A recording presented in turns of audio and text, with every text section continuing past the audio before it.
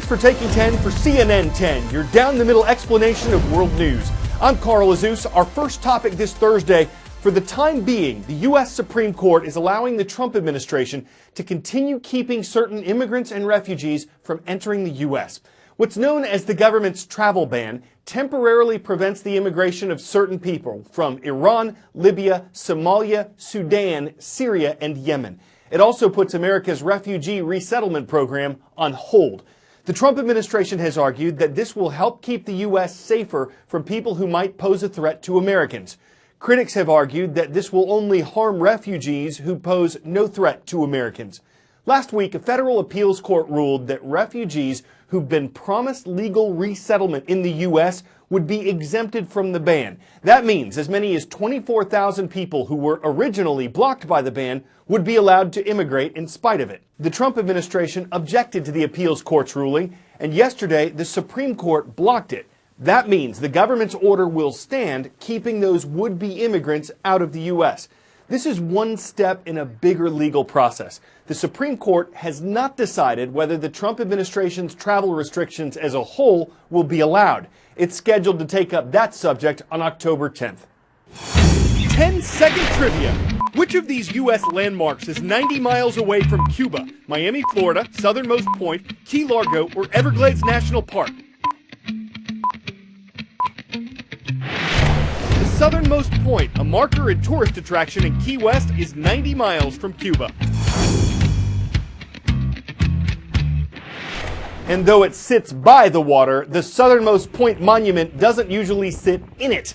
In this video, it looks like it sustained some damage in Hurricane Irma. Despite flooding on the island, Key West wasn't the worst hit place when Irma came ashore in the Keys as a Category 4 storm. In areas to the east, like Cudjoe Key and Big Pine Key, some homes were completely destroyed. One resident there says there's no power, no cell service, no running water, no gasoline. But a lot of progress is being made across the Keys as a whole. Debris has been cleared out of 80% of the roads. Strict building codes have preserved many of the homes. Water is flowing in the upper Keys. Cell service is being restored, and some hospitals are opening back up. Throughout the state of Florida, about 3.8 million people were still without electricity last night. More than 500,000 had the same problem in Georgia and neighboring states. The storm had some sort of impact on 9 states and killed 33 people in the U.S. But overall, the country fared better than several parts of the Caribbean, where at least 44 people were killed and entire islands were decimated. You can get an idea of what they've been through by seeing what the hardest hit part of the Florida Keys looks like. The destruction you haven't seen. The first key, Key West, disabled by Irma. No power, water, gas. No hope for better anytime soon. And yet these scenes, backed up by the fact that so few lost their lives, a better than expected outcome. But each step closer to Cudjoe Key, where Irma's evil eye made landfall, devastation. Blocks of debris, downed power lines, and mutilated memories, tempest-tossed. More severe than anywhere else in Florida. First responders of Task Force 2 in Florida doing search and rescue have never seen anything like this. How do you make sense of all these houses are gone and then this house is standing? Look at the draw, I guess. Big Pine Key. Not a big pine to be seen here. Houses splintered, gone. Boats everywhere, reminding streets were rivers for hours. Ground littered with personal effects. One tape, a surreal suggestion. Yes, that says Gone with the Wind. I mean, looks like you had a crew with sledgehammers in here who were angry at somebody. You're right. Mother Nature, she does what she wants when she wants to. This is where the eye hit, so that's why we're focusing our primary search efforts here.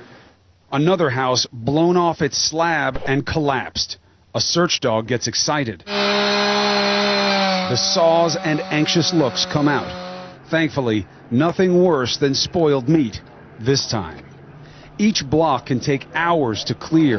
Shouting, sawing, searching, sweaty, sleep-deprived saviors work all day, into night, and day again.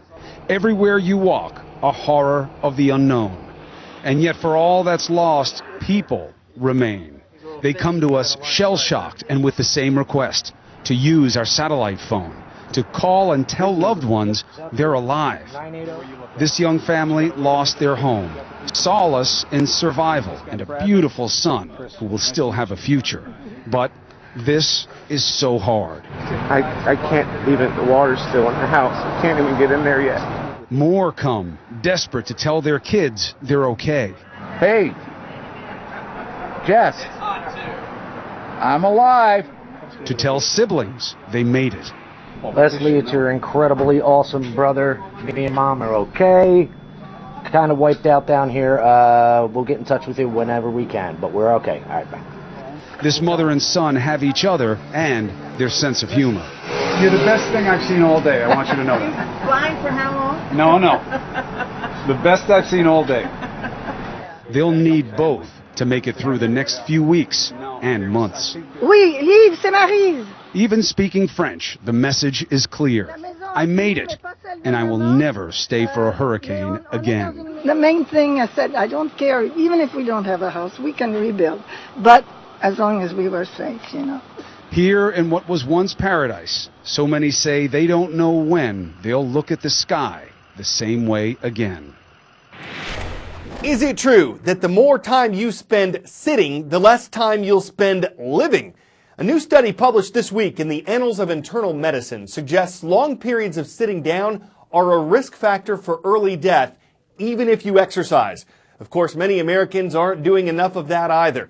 More than 80% of adults are estimated to fall short of strength training twice a week and getting at least 2.5 hours of aerobic activity weekly.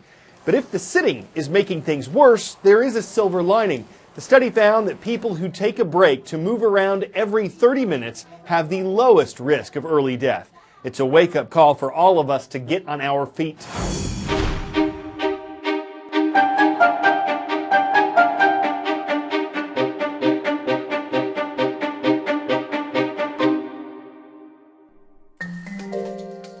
I have sat more than just about anybody else. In fact, I was calculating this the other day, just based on my travel alone, I have traveled enough to have circumnavigated the Earth 100 times. And I know that sitting can be really bad for you. We humans did not evolve to be sitting creatures. We evolved to be naturally moving all day long. In fact, some people have called sitting the new smoking. One of the big concerns is something known as DVT.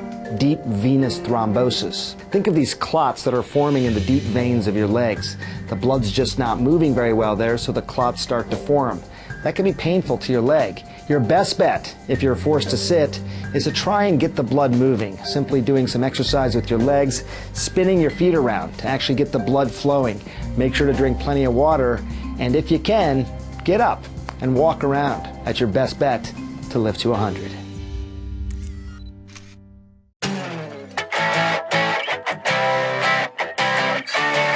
It happened in 1932 and 1984. Now it's set to happen again in 2028. Los Angeles, California has been selected to host that year's Summer Olympic and Paralympic Games. The announcement was made yesterday after the city promoted its ability to safely, responsibly, and sustainably put on the events. It'll receive a $2 billion contribution from the International Olympic Committee to help with the substantial costs of hosting the Games. We're not sure if the LA 2028 committee intended the pun when they called this a golden opportunity, but they showed more than a silver of excitement about it. And while talking about it now is all fun and games, there'll be a lot of training over the next 11 years before we IOC the events on U.S. soil. I'm Carl Azus, and we hope you score that show a perfect CNN.